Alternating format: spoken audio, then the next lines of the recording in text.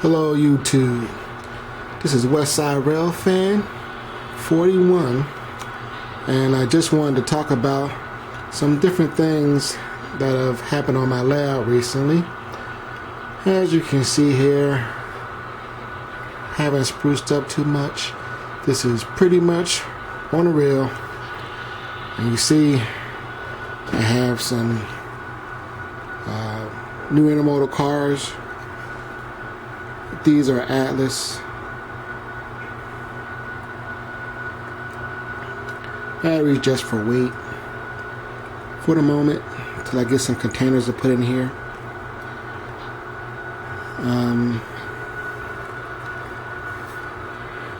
They track well. They're a little bit light, and they're really delicate.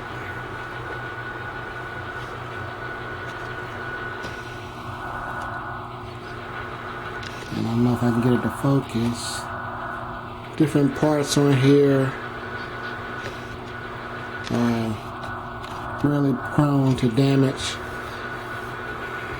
If you don't know your own strength, or you got a nice grip like myself, you might end up popping pieces off or bending things before you know it. As you can see here, some bends. The pieces popped off. Only bought the one because I wasn't sure of the quality and whether or not I would like them. On a different note, these are Cato cars. Pacer stack train. I can get it to focus. They are nice. They track well. They look fantastic. Very happy with them. Wish they had more numbers. I'd buy them as soon as they came out. These cars track well without anything in them. You don't have to add containers to have enough weight. Really like them. Oh, as you can see, I realigned this track.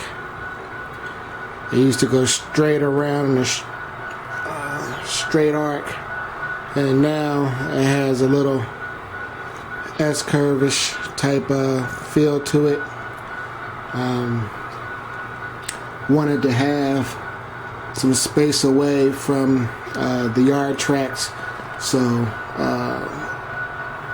I realigned the tracks so that at the end of this module, the tracks are further away from the yard tracks, which gave me a little S-curve in here, which is really nice scenic wise.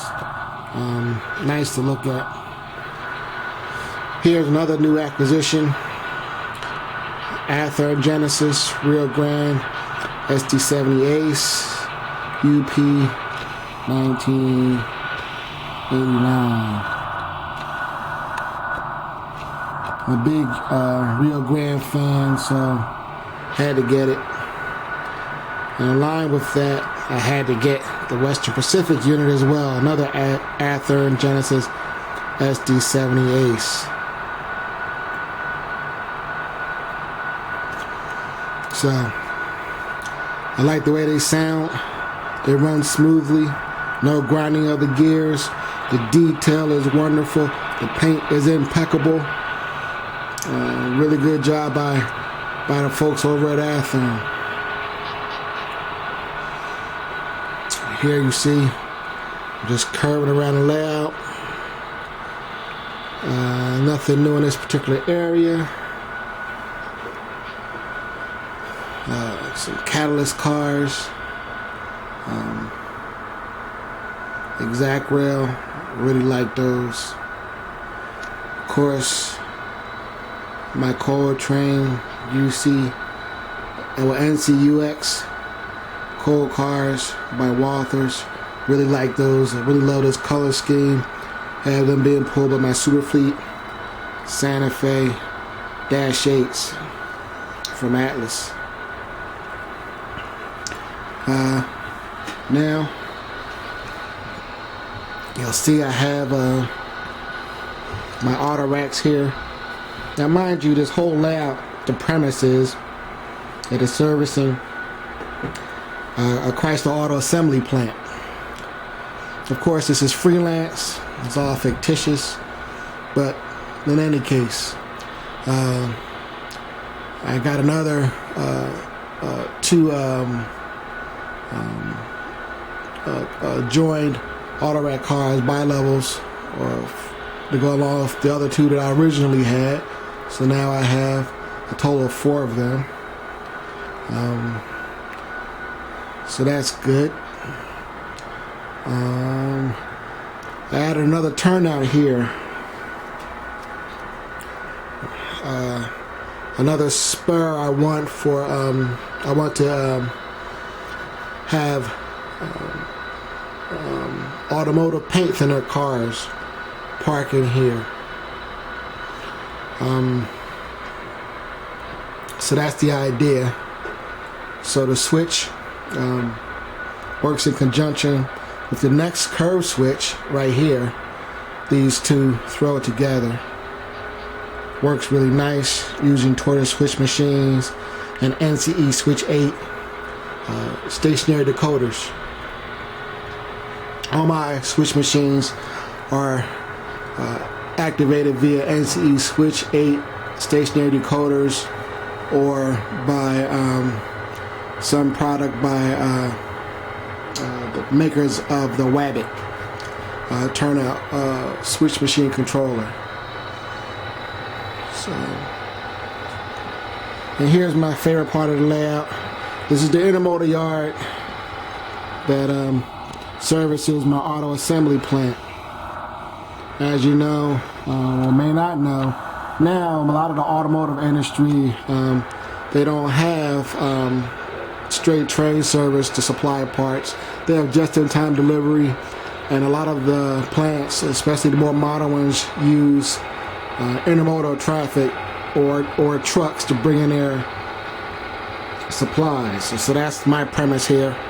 Again, this is freelanced, and I'm modeling what I like, not necessarily what I see, since I'm on the East Coast and I love Western railroads, and I've seen plenty of film and multimedia from our friends at YouTube, and also from our many friends who post pictures on the web. So, in any case, my main railroad on my layout is Union Pacific. My favorite engine is the AC6000. Here's a pair pulling more Cato Maxi 4 cars, this time in the AOK paint scheme, followed by some Athearn cars, which are great. They're metal. They're nicely detailed.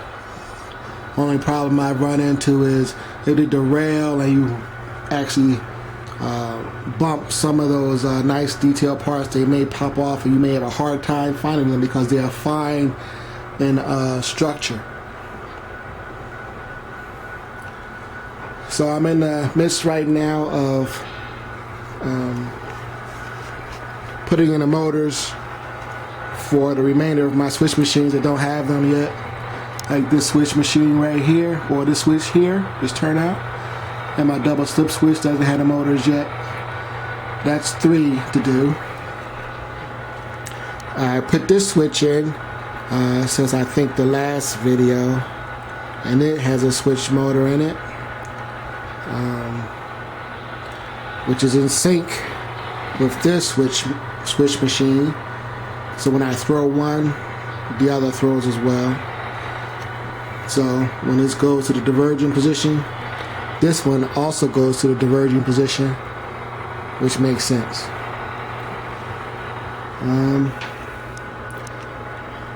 Here are more AC6000s, Broadway Limited Paragon units. This is a new acquisition. This is their latest run, 7512 AC6000 and UP's paint scheme. There's an improvement on the LEDs. I don't know if you can see it. These are sunny white LEDs versus what they used to have with their blue tinted LEDs. Same engine, but Broadway Limited, as you can tell, has been upgrading bit by bit as they have sent out different runs of their engines. My first run of AC6000s were blue line engines, which left a little bit to be desired with the combination of decoders for locomotion and Blue Line's or Broadway Limited's own sound system. Didn't always play nicely with one another. But now with these Paragons, like these three are, these are earlier run, 7501 and 7500. And this is the latest run, 7512. The sound in 7512 is even improved over 7500 or 7501. Has a good bit more bass in it. So they seems to be that they've tweaked the sound decoder files.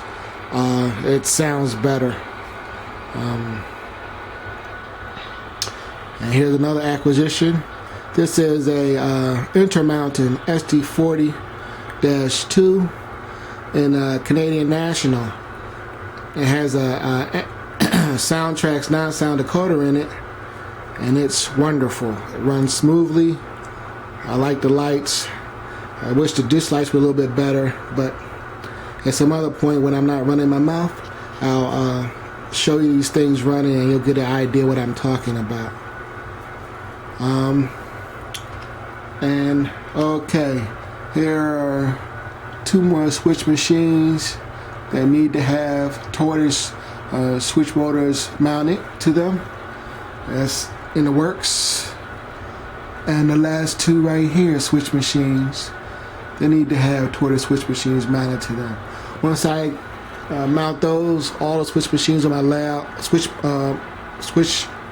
turnouts on my layout will have switch motors and will be operational via my NCE Hammerhead remote.